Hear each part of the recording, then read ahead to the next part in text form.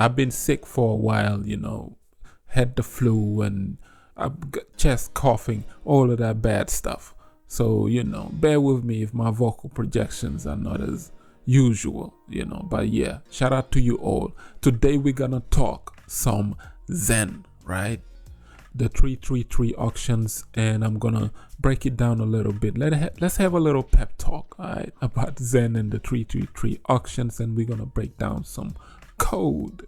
So stick around, stay tuned, like and subscribe. Let's get straight into it. Right now, how to get the X1 token, right, on the Xen X1 blockchain. There's going to be 1 billion tokens distributed accordingly, and 300 million daily auctions. This is what we're talking about today, the 333 auctions. 300 million burning projects, and then another 300 million would go towards the evmpx stuff, Jack, like those ones, and also 100 million tokens would go in towards Xen FTs. One, participate in daily auctions, and the auctions will start late September, but I think Jack changed it to about October, something to that nature. This would last 333 days, and users will burn Xen to get this X1 allocation. If you listen to this right here, just take a listen. So on the spaces we said September.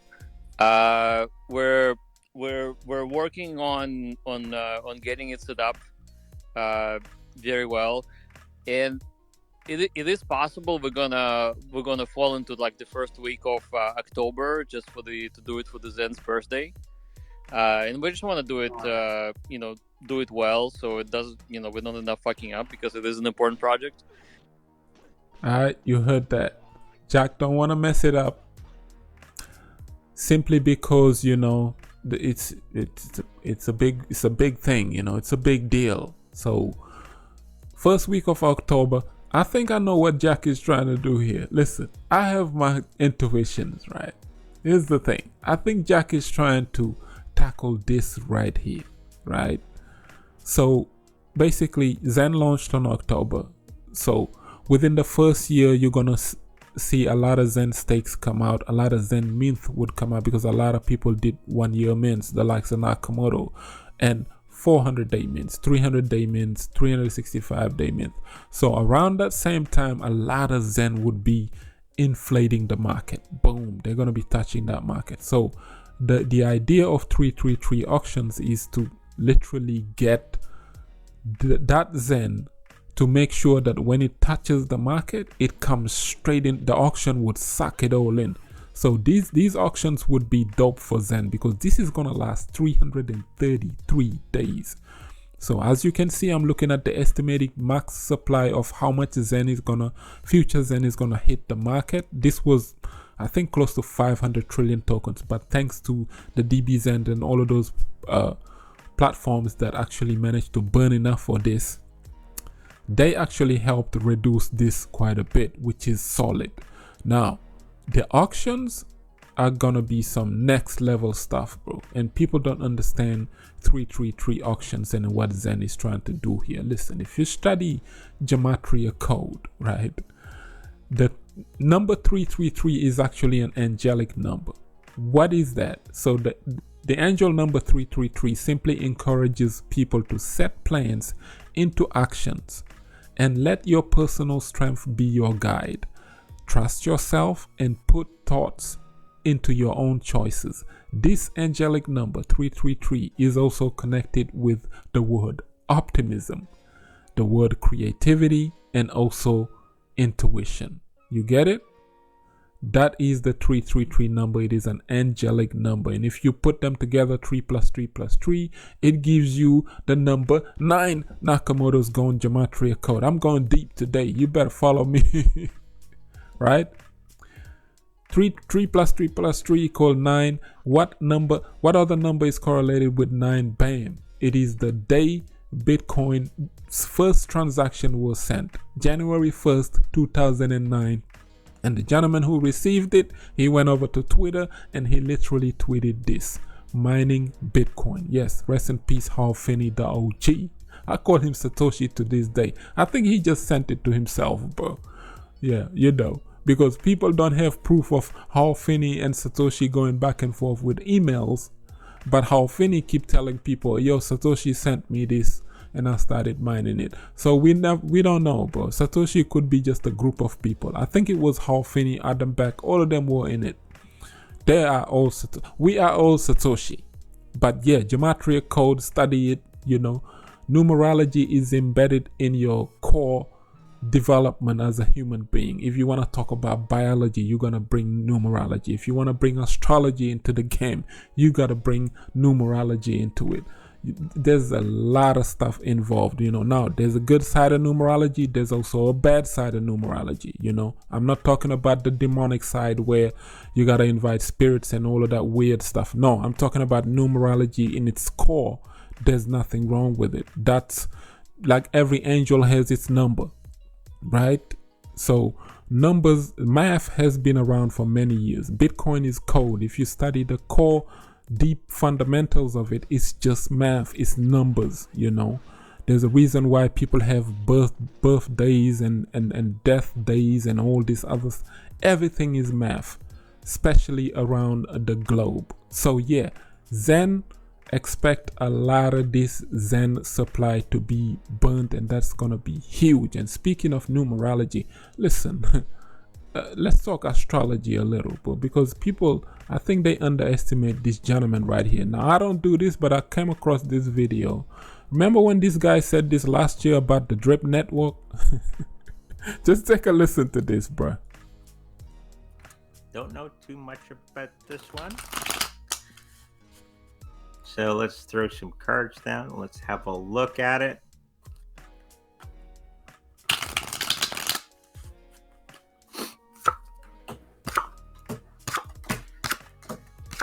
Okay, the drip network. I don't know if I've done a reading. I probably have done a reading on this one. I can't remember. I've done so many readings. So the health of it. Ooh, the first card that comes up. There's going to be a little moment in time. Okay, we got the tower. So everybody's jumping out of windows. The lightning's hitting the top and everything's burning. But right after that, I think they're going to be resolving that. So there's probably going to be a moment in time that the drip network almost collapses. And I think they're going to be saving it very swiftly. But this is going to be affecting the price, of course. I don't know if... I don't think they're going to be surviving much longer, maybe a year or two from now. That the problems that they had from that situation, they'll probably repair it, but it may be problems down the road for them, and they may be knocked out of the running for top spot, okay, for its type of network that it does. The money, it's going to be very lackluster for the next year or two, just because of all the things going wrong with its health. And I think people are just going to be losing interest in it. And they may come back a tiny bit because they are working on things behind the scenes, but they're not going to have that huge presence as they were hoping for. So probably one that I probably wouldn't want to get involved in. All right, man. So you heard the guy. He said this actually last year. This is like a year ago that he's saying this, and he said it. He said, hey man, listen, this drip network stuff is not going to be surviving much longer. And the moment in time that he described, doesn't that look and sound just like what happened a few days ago, where the drip price almost collapsed to zero and people were jumping out the window with the tower and everything? I mean, this dude was saying it last year and people were mocking them, and people laugh at stuff like this. Me, I don't, because I know, like, I've been a spiritual person my whole life. Like, I'm talking about the religious side of it, where you have to respect these things, and you just never know, bro, because people underestimate the power of these things, yet they don't know. There's a whole spiritual realm that people are not accustomed to, because, you know, unfortunately, we live in societies where these things are often laughed at, you know. But he called it, right? He called the tower. People jumping out the windows. Everybody's selling off. The prices drip almost collapsed to a penny. And it got swiftly saved by some reservoir, whatever these clowns tried to do to save it. It happened, you know. And he also said, you know, drip is gonna get knocked off the running from the top spot of what it used to do for its type of niche. Now, what is that? Is DeFi, you know. Some programs are out there that is going to come out and it's gonna take over drip pretty much. This could be Pulse Drip. Y'all better check out Pulsechain Drip. Stop playing. Or it could be Elephant Money. Hey, bank teller. I don't know. It could be one of those, bro. Yeah, you know. Yeah, some major platform is gonna come and take over. We never know. That's what he's seeing, and he doesn't see drip surviving much longer. You know, a year or two. He said that about a year ago, so that means drip might have another couple months to a year to go, and then boom, it's a wrap. Because he said people just gonna be losing interest out of that, bro. Why? Because of the arrogance and the greed and the referral leeching. Shout out to Drip Coach. All of these referral leeches that took advantage of this contract to this day, and they are being referral hookers, and they taking advantage of this downline, you know, round robin, stacking 4 to 5 wallets above them, putting a little bit of money in those, and then so whoever sign up underneath them, they're above downline. It's all them. It's all one person, and they are actually killing the platforms faster than everybody else. Those bad actors ruined the drip network, which is very, very sad, but hey, it is true. Y'all want to hear what he said about Xen? Check it. Just take a listen. Anyway, Xen moving forward, I think it's one of the better cryptocurrencies moving forward. I think it's going to be one of the top cryptocurrencies. It's not going to beat BTC, but it's going to be up there of what it is. It's niche moving forward.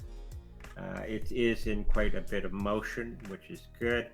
It's not stagnant moving forward, and it's going to be moving into new areas that it needs to be the top of what it is. And they're going to be letting go of some old scenarios that do not work for them moving forward, and it's going to be releasing them to be even greater in the future. Price, I'm not sure, but I think in the next bull run in the winter time, 2024, 2025, I think it's going to do rather well. All right, you heard the man. Winter 2025. That means October, November, December 2025. Watch out for Xen. Everything Xen, as the great crypto bro used to say. Hey, the man called it. I mean, it's telling you right now that Xen, Jack and team, they're gonna be changing the way they're doing things, and they're gonna be letting go of some old scenarios that Xen used to hold on to. And this is why I always tell people, let Jack cook, let him cook, bro. Because you never know what's gonna happen. The mistake people make with the likes of Xen and that, and I'm seeing it right now, I'm recognizing it. People always look at something like Xen and easily downplay it and say, well, it ain't working, or it's overly inflating, it's X, Y, and Z, and it's this, and it's this, and it's that. But I'm recognizing people making the same mistake they made with Hex at the beginning, fudding Richard Hart from the get-go because of what he used to look like and how he used to talk and all these talks, and they're making the same mistake right now with Xen and Jack Levin. These kind of people could miss out huge. I'm telling you right now, and I'm recognizing it. Sometimes I listen to people, I'm like, all right, man, I know you're a DeFi veteran and you talk, but sometimes you gotta know what you're talking about. You could miss out. You could miss out huge simply by judging Xen from the get-go. People always make that mistake. And these are the same people that missed out on April gains when we 12x'd and we hit huge numbers. They didn't expect Xen to do something like that, and it did it. it actually came back. Someone compared the chart of Xen to like drip. I'm like, why would you even do that? That's not even, it ain't even close. You know, you haven't got a 12x from drip in a long time, but you had a solid 12x from Xen in a span of a month between April and May from the bottom lows or whatnot, you know. So don't make the mistake of, you know, painting Xen in a certain pictures of, well, it's bad, it's bad, it's bad, it's not gonna work out, it's not gonna work out, it's not gonna work out. You never know. I mean, the guy right here who called out drip, he's telling you right now that Xen is gonna be one of the better cryptocurrencies moving forward, and look out for Xen in 2025, not the summer but towards the winter of it, and it's gonna be dope. And he made a solid one about Pulsechain too. He said Pulsechain is actually going to be one of the better blockchains towards 2025. And he said huge political figures, not politics, but I'm talking about crypto politicians. You know, the gatekeepers, those who gatekeep Hex and Richard Hart to make sure no one talks about them. He said huge personalities like that would come to the sudden realization that actually Richard Hart is not a bad guy. And they're gonna be, he said, you're gonna see influx of money, huge amount of money. It's gonna leave the Ethereum blockchain and then boom, jump into the Pulsechain ecosystem. And he said that would cause the spike, the price of Pulse skyrocket overnight like crazy. And this is also gonna take time before this play out. It's gonna be towards the next one. Someone asked him about Hex on Pulsechain or Hex on Ethereum, which one is gonna be the winner? And he looked and he sees things, you know, his stuff that he does, and he goes, here's gonna be the Ethereum one for the win, but the Pulsechain one would also have a celebration card, which means both hexes would perform, but he reckons the Ethereum one would outperform the Pulse one. That's why he said, hey man, don't take my word for this, you know. I don't do no fortune telling or none of that. I don't look into fortune telling and stuff like that. But, you know, his callings, they've been solid. They've been happening. People have been listening to him and asking him these questions, and he would say this stuff and they would kind of play out. But I'm just saying, like, don't underestimate the power of something like Xen, because you never know.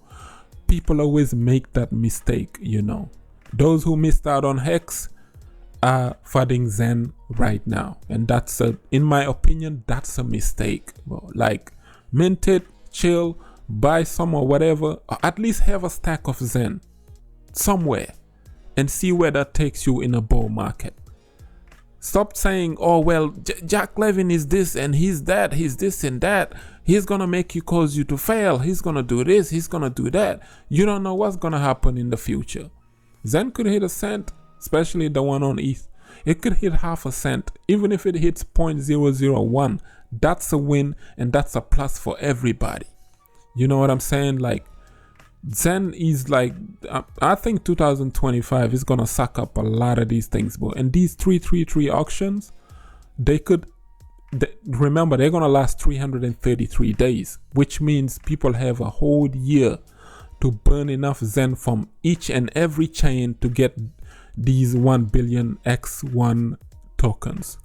And for X1, you have a lot of layer 2s that will be built on top of this settlement layer chain, which is dope, man. Shout out to X1.